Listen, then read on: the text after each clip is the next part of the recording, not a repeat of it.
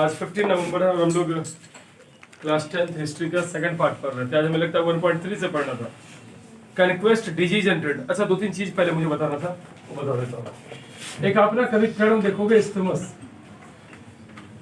फिर आप स्ट्रेट देखोगे, फिर बे भी दिखेगा, ज्योग्राफी का टर्म है, फिर कैनाल दिख रहा, एक और गल्फ। ठीक है, इतना सारा टर्म आपके सामने आएगा और बहुत में आप कंफ्यूज रहेंगे। इस्थमस क्या होता है?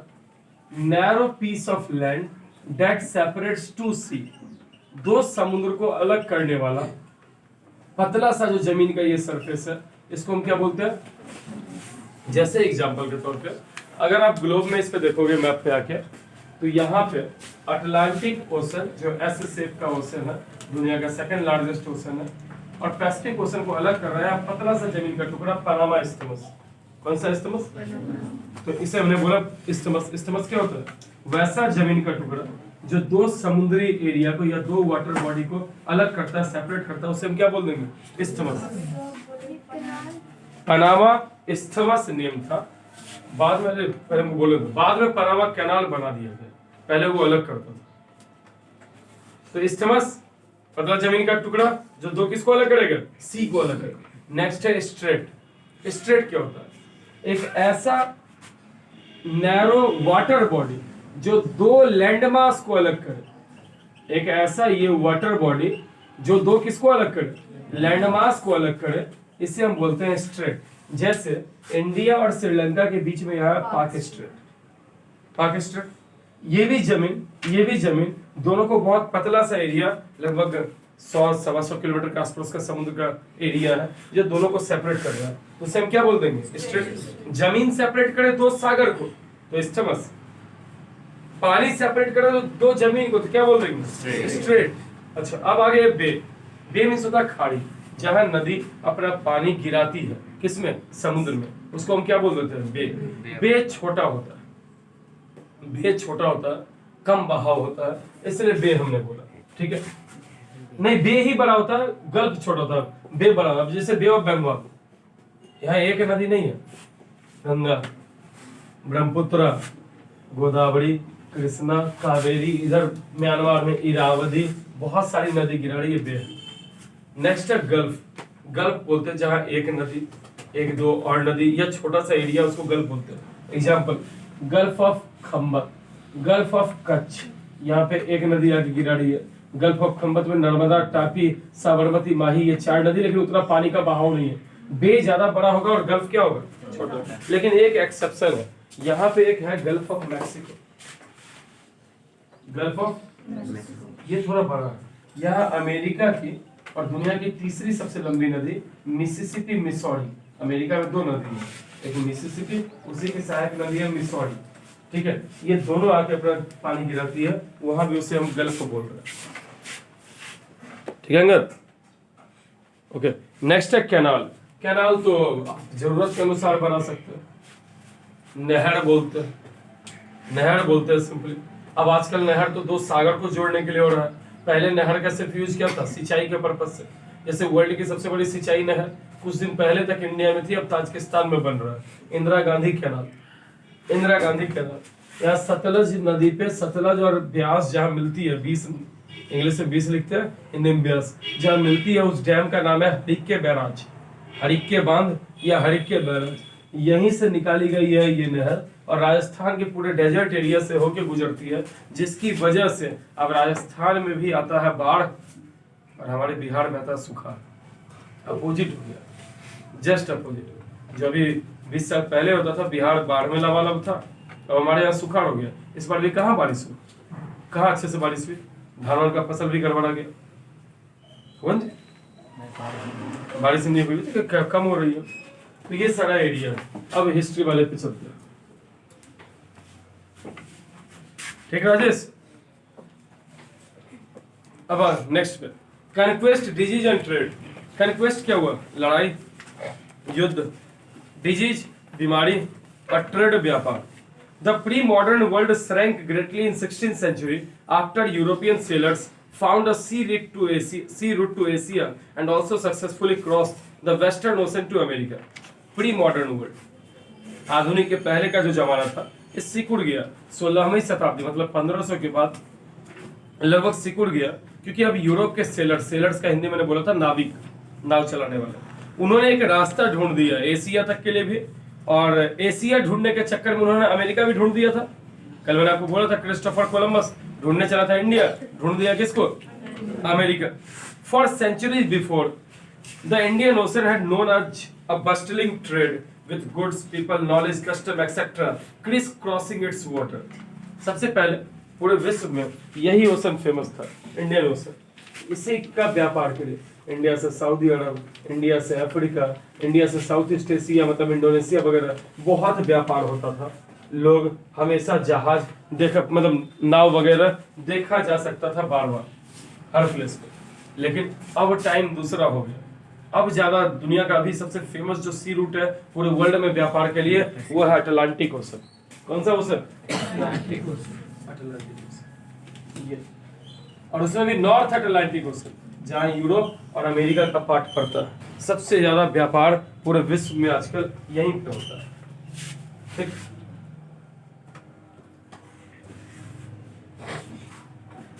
तो for centuries before Indian Ocean पहले फेमस था बस्टलिंग ट्रेड, मतलब बड़े पैमाने पे व्यापार के लिए, सामान के लिए, लोगों के लिए, ज्ञान के लिए, कस्टम रीति रिवाज के लिए, क्रिस क्रॉसिंग इट्स वाटर, इसके पानी से होके सब लोग इधर से उधर जाते रहते थे।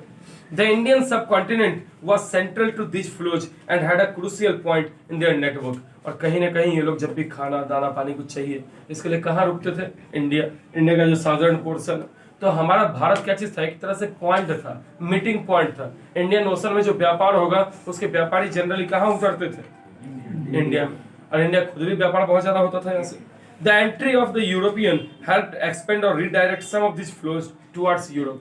अब तुमने देखा था पुर्तगाल, जैसे ही उसने एरिया, हमारे एरिया को थोड़ा बहुत कब्जा किया, उसने अरब सागर में एक नया नीति चला दिया था, ब्लू वाटर पॉलिसी, शांत जल की नीति। इट मीन्स अगर आपको शांति से अरबियन सी को पार करना है तो आपको पहले हमको चुंगी देना पड़ेगा। चुंगी मतलब टैक्स, चुंगी मीन्स टैक्स देना पड़ेगा, तभी आप इस रास्ते से जा सकते हैं। Before its discovery America had been cut off from regular contact with the rest of world for million of years. America का खोज अगर कोलंबस नहीं करता तो हजारों सालों से अमेरिका पूरे दुनिया से कटा हुआ था। ऐसा नहीं कि लोग वहां नहीं थे बहुत एकदम आदि प्रजाति वाले, हम लोग से भी पिछड़े हुए, राजा वाजा नहीं, कबीला वाला स्थिति था। But from 16th century its vast land, America के पास बहुत जमीन की बेकार। अमेरिका सिर्फ अमेरिका नहीं ना है, नीचे साउथ अमेरिका भी हो जाएगा। साउथ अमेरिका का दूसरा नेम है लैटिन अमेरिका। लैटिन इटली की भाषा है, इटली के एरिया के लोग यहाँ पहले पहुंचे थे, इसलिए नाम पड़ गया इसका। कौन सा अमेरिका? Latin America. इतालवी भाषा को बोलते हैं लैटिन। तो अमेरिका के पास वास्ट लैंड था, एबंडेंट क्रॉप्स, बहुत ज्यादा फसल, एंड मिनरल्स, खनिज, began to transform trade and life everywhere. अब जो देश अमेरिका पहुंचा उनको लगा यार यहाँ तो अपार संपत्ति है, खेती भी अच्छा होगा, इतना जमीन है, फर्टाइल लैंड है। अभी भी दुनिया का सबसे बड़ा जो घास का मैदान है प्रेडीज, जहाँ पे गेहूं भरपूर मात्रा में उत्पादन होता है और उसको wheat bowl of the world करते हैं, गेहूं का कटोरा, वो अमेरिका ही है। अमेरिका और कनाडा का बॉर्डर है जिसको हम लोग व्हीट बाउल ऑफ वर्ल्ड बोलते हैं, प्रेडीज ग्रासलैंड। तो एरिया बहुत ज्यादा था खेती करने के लिए, मिनरल्स के लिए। Precious metals particularly silver from mines located in present day Peru, Mexico, इन सबसे यूरोप का वेल्थ और कहीं ना कहीं पैसा मिला फाइनेंस के लिए। देखो पेरू यहाँ देश है, पेरू क्लाइमेट सेक्टर में पड़ा है, पेरू कैपिटल क्या चीज? लीमा है इसका, ठीक है। और यहीं पे मैक्सिको, राजधानी का नाम मैक्सिको सिटी। एरिया वाइज दुनिया का सबसे बड़ा शहर है कौन सा? Mexico city. और पॉपुलेशन वाइज दुनिया का सबसे बड़ा शहर है टोक्यो। जापान का राजधानी टोक्यो। जनसंख्या वाइज सबसे बड़ा और क्षेत्रफल के हिसाब से सबसे बड़ा कौन? Mexico city. मैक्सिको तो देश है। वर्ल्ड का सबसे ज्यादा नशा मैक्सिको में ही होता है, अमेरिका के जस्ट नीचे वाला पार्ट है मैक्सिको। और तुमने वो पॉलिटिकल साइंस में पढ़ा भी था कि मैक्सिको में एक ही पार्टी हमेशा बार बार सरकार बनाता था, डर्टी पॉलिटिक्स खेलता था। 9 में पढ़ा है मैंने, ठीक। Legends spread in 17th century Europe about South America's fabled wealth. अब लोगों को लग गया कि यहाँ साउथ अमेरिका के पास भी संपत्ति अपार है। पेरू साउथ अमेरिका में पड़ता है, मैक्सिको नॉर्थ अमेरिका में पड़ता है। मैनी एक्सपेडिशन, एक्सपेडिशन मतलब खोज के लिए जो यात्रा होती है उसको एक्सपेडिशन बोलते हैं, ठीक है, खोज के लिए यात्रा। अब अंगद अभी क्या करे, लछवाड़ के जंगलों में सोना ढूंढते हुए जाए तो क्या बोलेंगे, अंगद से एक्सपेडिशन, खोज कर रहा है। Set of in search of L Dorado the favoured city of gold, ऐसा लोगों को लगता था कि एक शहर है जो पूरे सोना का था, इसी की खोज के लिए, कितना हॉलीवुड का फिल्म है इस पे, एल डोराडो पे, ठीक है, एक शहर जो पूरा किस चीज का बना हुआ है, सोना का। The Portuguese and Spanish conquest and colonization of America was decisively underway by mid 16th century। अब भाई लड़ाई तो इन्हीं चीज के लिए होता है, जड़ जोड़ू और जमीन, नया जमीन मिला है, लड़ाई होगा कि नहीं। तो पुर्तगीज और स्पेनिश कंक्वेस्ट आपस में लड़ने लगा, पुर्तगाल भी और कौन, स्पेनिश, और साथ में कॉलोनाइजेशन होने लगा अमेरिका का। कॉलोनाइजेशन मतलब कॉलोनीज बनना, नया बाहरी एरिया से लोग जाके उस क्षेत्र को कब्जा करना, ये होने लगा, जिसकी वजह से कहीं ना कहीं अमेरिका का भी कॉन्सेप्ट बदलने लगा। European conquest was not just a result of superior fire power. Europe का कन्क्वेस्ट सिर्फ फायर पावर, ताकत के लिए नहीं हो रहा था। In fact, the most powerful weapon of Spanish conquerors was not conventional military weapon at all. Spain जो कब्जा कर रहा था अमेरिका पे, उनका सबसे बड़ा हथियार कोई मिलिट्री वेपन, बंदूक गोली नहीं था। वो लोग क्या किया, बीमारी को हथियार के तौर पे फैलाया। किस चीज को, अभी आपको बताएंगे। अफ्रीका महादेश देख रहे हो, अफ्रीका महादेश में कबीला वाला सब बहुत संपन्न था। ये पहुंचे थे जब यूरोप के लोग, तो इन लोगों ने बोला कि तुम हमारे लिए काम करो, तो बोला नहीं करेंगे काम, हमें कोई जरूरत नहीं है, हमें खाना पीना मिल जाता है, we are not going to work for you. तो ऐसे में यूरोपियन लोगों को लगा कि नहीं, अफ्रीकन सब ताकतवर, निगरो जनजाति था भाई, बहुत काम करने में, हम कैसे काम करवाएंगे, तो क्यों ना एक दिमाग लगा। ये लोग क्या किया, एक बीमारी फैला दिया, रिंडर पेस्ट। कौन सा बीमारी, और इस बीमारी, ये बीमारी ऐसा फैला पूरे अफ्रीका में कि लगभग 90% जो मवेशी था, कैटल, गाय भैंस बकरी, ये सब मर गई। तो जो मेन इनकम का स्रोत था किसका, अफ्रीका के लोगों का, वो छिन गया। तो लास्ट में अपने आप वो पहुंच गया किस लेवल पे, लेबर के स्टैंडर्ड पे। अब लेबर बनेगा, इसके लिए काम करो, काम करवाएगा यूरोप का लोग, और पूरा का पूरा अफ्रीका महादेश को इसी तरीके से कब्जा किया। तो सोच लीजिए, अब लड़ाई में ये लोग क्या कर रहा है, बायोलॉजिकल वेपन यूज कर रहा है, बीमारी फैलवा दे रहा है। अभी तुम सोच रहे हो कि हाँ भाई अब माता दी हो जाती है, स्मॉल पॉक्स, चिकन पॉक्स 4-5 दिन बाद में सही हो जाता है। पहले इससे एक गांव का पूरा सब लोग लहर से मर गए, प्लेग फैला दिया जाता था, कोलेरा डायरिया, जानबूझ के जिस कुआं का पानी या तालाब का पानी गांव वाला पी रहा है, उसके अंदर में बीमारी फैलवा दिया।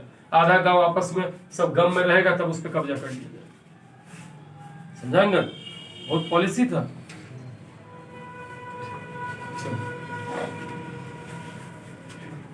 इन फैक्ट द मोस्ट पावरफुल, ये तो हो गया, it was germs such as those of smallpox. देख लो, वही छोटी माता जिनको आप बोलते हो, उसी का जर्म मतलब फैला दिया।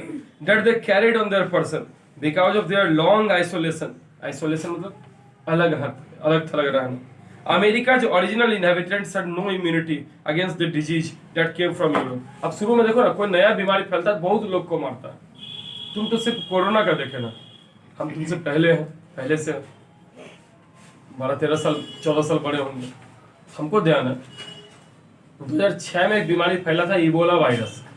कौन सा, इबोला। उससे बहुत सारे लोग अफ्रीका में मरा। भारत में भी डर का माहौल, तब तक धीरे धीरे लोगों का इम्यूनिटी उसके अगेंस्ट तैयार हो गया। फिर 2008 में आया था स्वाइन फ्लू, सुअर से फैलता था, इसके चक्कर में पटना में कितना मर गया।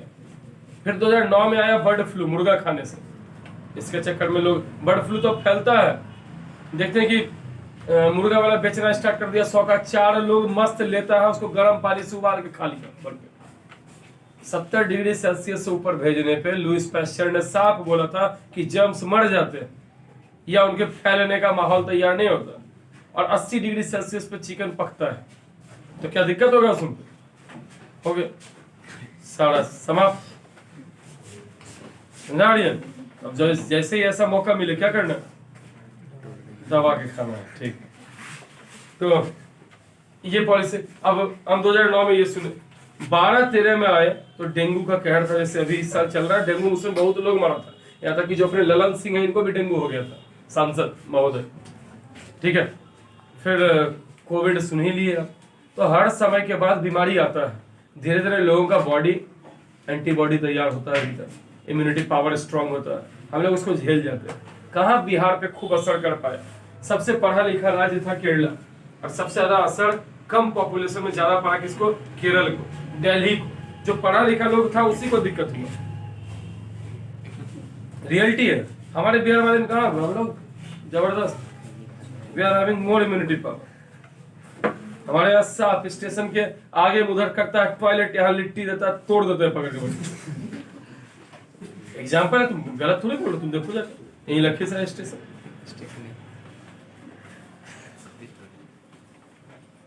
कोई झंझट नहीं। We are having more immunity power कि less immunity power, more immunity power. वही देखते हो होटल वगैरह वाले, एक बार साबुन वाला पानी में डालता है, निकाला, 50 दिन पहले का जो गमछी रहता है एकदम काला काला लगा, उससे पोछा और उस पे आया चाट। हम लोग भी चाट चाट के खाए। रियलिटी, इम्यूनिटी पावर नहीं सत्य। कोई भी दुकान वाला कौन सा टिश्यू पेपर से पोछ के देता है, सब दुकान वाला एक भी जो लखीसराय में दे दे टिश्यू पेपर। यहाँ तक कि तुम रेस्टोरेंट भी जाओ तो वहां भी आता तुम्हारे सामने ऐसे के प्लेट को एक अपने कपड़ा या गमछा से, यार तुम उसी गमछा से पोछ रहा, सर्दी होता है तभी तो गमछा से पोछते होगे,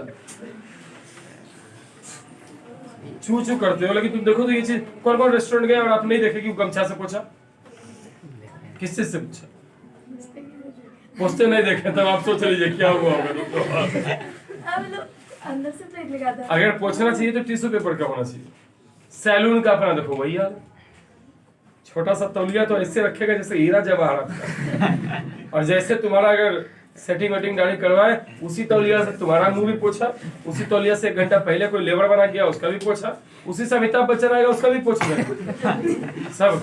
बताओ इम्यूनिटी पावर है कि नहीं भाई? अब बताओ, सैलून वाला तो सब लड़का जान रहा है ना यही चीज।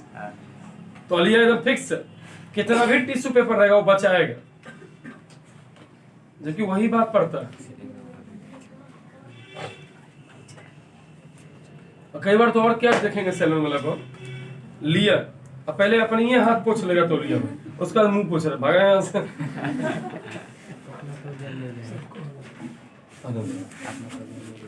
चलिए आगे देखिए। तो पुर्तगीज स्पेन ये जर्म्स को ना फैलाया जी।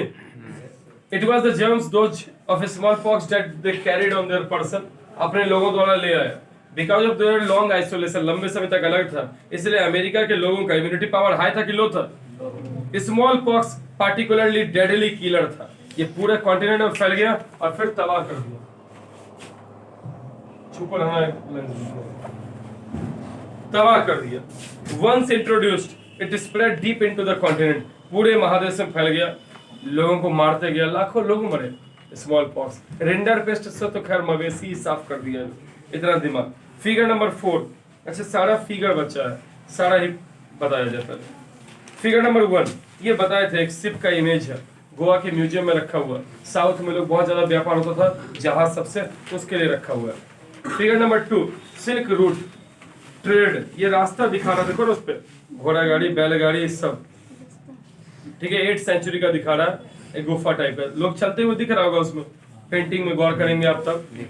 Figure number 3 merchant from Venice, Venice एक शहर है इटली का, और मर्चेंट ऑफ वेनिस सबसे फेमस नॉवेल है विलियम शेक्सपियर का, ठीक है। मर्चेंट ऑफ वेनिस बहुत फेमस टाउन है वेनिस, लेक है पूरे शहर में, लेक टाइप का या समुद्र है। सबके पास अपना 4 व्हीलर नहीं है, सबके पास अपना बोट है ऑफिस जाने के लिए, ठीक है। पूरे लेक में ही समझो बसा हुआ, बहुत अच्छा शहर है, ठीक है। And the Orient, Venice, Venice बोल रहे हैं इटली के लिए, और ओरिएंट बोलते हैं एशिया के लिए। हम लोग को नीचा दिखाया जाता था, क्या बोल के, ओरिएंट बोल के।